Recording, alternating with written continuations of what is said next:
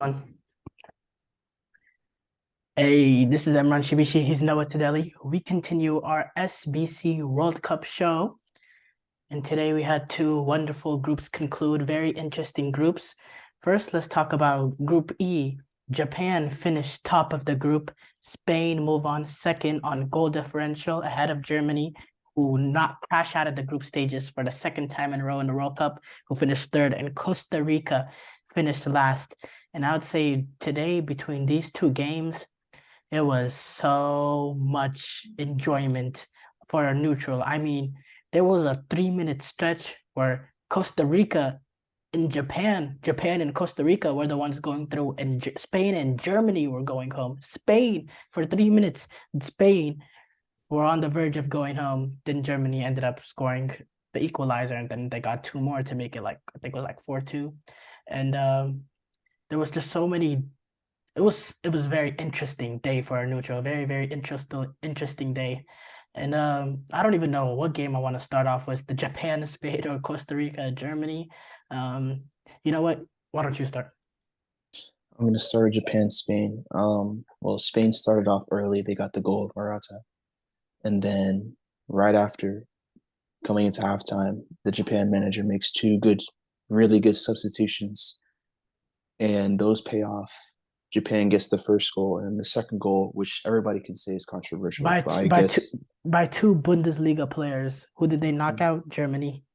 yeah, Even yeah, the two goals scored against Japan, two Bundesliga players. I mean, against Germany, in that game. There were two Bundesliga players.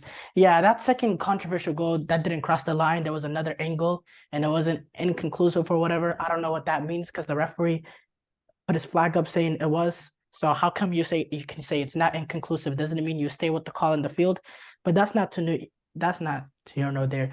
Japan, that electric first 10, 15 minutes to start off the second half, because that first half they were holding on.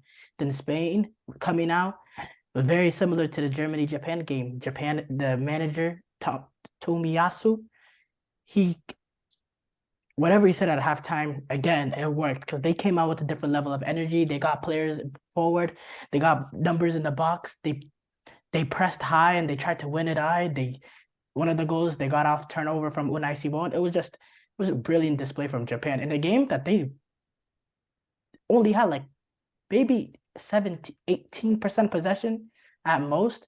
It was they were very clinical, they were efficient in their manner, they got the goals that they needed, and defensively at the end they were so solid. It was so hard for Spain to break them down, and they move on to the qualification.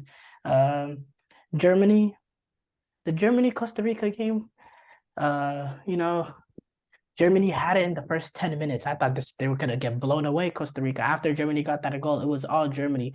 But Costa Rica stayed in there, and this Germany back line was the end of them, conceding two to Costa Rica, conceding two to Japan. Just can't do it at this level. They were very shaky. Germany created they created the most chances, or they had the most expected goals this tournament, and they're crashing out. They created a lot of chances and they got the ball in dangerous areas and they played well offensively. But every time their back line was questioned, their back line did not answer. It took one attack from Spain to get Nicolas Sula off guard, to get that Morata goal, to get them up 1-0. The way that they fell apart against Japan in that last 15, 20 minutes, it's the same old problems with Germany, and it's a disaster for German football that they're not making it out of the group. And they didn't lose like today's game, they won it and all, and but they lost that group and that game against Japan. Not even that Spain game. They didn't lose the group in the Spain game. They lost that group in the game against Japan. You cannot lose. And Japan almost bailed them out by losing to Costa Rica and handed them a lifeline, but took it right back by beating a Spain team that was, for me, complacent on the day.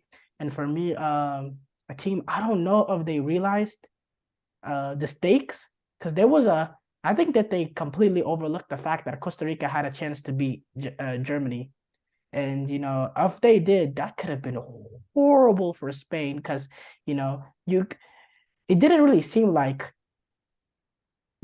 there was urgency that they were going to get knocked out for that period. It yeah. didn't really seem like it at all. Yeah. Spain acted like they had 6 points and they already advanced. They In played a bit. reality, they just They had played. four. They played. They played very nonchalant. But yeah, as far as Germany, this is a disaster for German football, not making it out of the World Cup qualifying stages two times in a row. I'm not making out of the group stages two times in a row. And people are saying like they need to do what they did like 20 years ago and revamp German football. Is that really the answer? Because I don't think German football is the reason why they have so much talent. They have so much talent. They create so many chances. Defensively, they create a lot. There's a lot of questions to be asked, but I don't think they need a revamp of German football. Um, Maybe they just I need to just think change.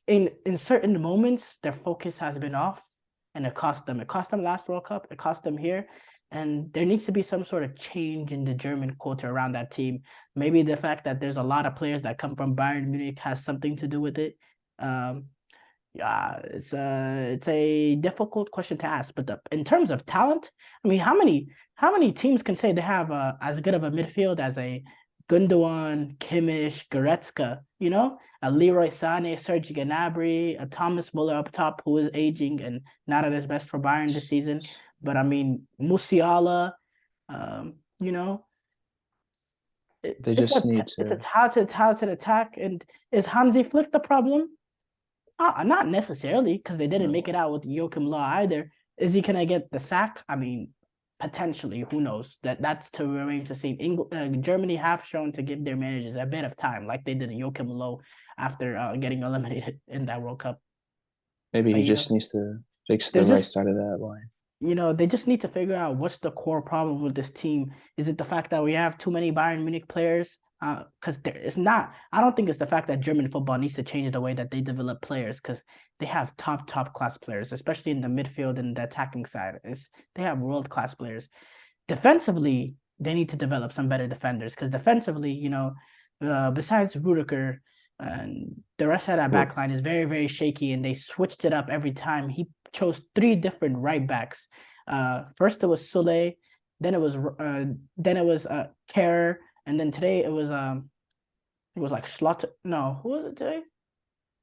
I think it was Slotterback or something. Three different right backs. He doesn't know his team, and you know he started Havertz the first game, didn't do much, completely benched him against Spain, and then he returns to him off the bench today, and he comes off and probably the man of the match based on what he did in those last 20 minutes. He doesn't know his best lineup. He doesn't know his best team, and Germany, it's difficult for them. Not making it out of the group stages two World Cups in a row is an absolute disgrace for German football, and it's something the fans should not take, something the fans should not get used to. They got the Euros coming up in 2 years. It's in Germany. They are the host team. They got to figure out a recipe for success quickly because they need a chance to win the fans of German football back, to get them back rallying behind the team, what this does whether for that's Germ with or without our Hansi Flick. what this does for Germany is not only it makes them they're going to be extremely motivated the next time they're on a big stage with the Euros and trying to qualify with the World Cup. They're going to be put on a lot of pressure, and this just makes them to be extra motivated. I think the right side of that back line, something needs to be figured out. So I think the left side is actually pretty solid. It's just the right side. Oh There's too no, he much. didn't play Schlotterbeck. He played Kimmich today. One with a bit more attacking lineup. Yeah, he played Kimmich at right back today. Yeah. So I think they just have to figure something out with their future. But Yeah, Spain was a little bit maybe concerning. Consider that they had a lot of possession, but they still Spain couldn't lost that. win. Spain lost that game 2-1. You think that should be concerning for their, um, for entering the knockout stage? You think this is Considering very, very alarming? for their standard, yes, it is alarming. I'm not very concerned with Spain just because I thought they had a. I thought I don't. I think they were second gear, especially in that second half. I don't think they really felt the urgency of the fact that they're not winning the group or the fact that they might get knocked out. I think that they were a bit Well, complacent. But you know what? It they remains to be can't. seen. You They can't can't be be in the knockout stage. you can't be complacent in the round of 16. Just can't.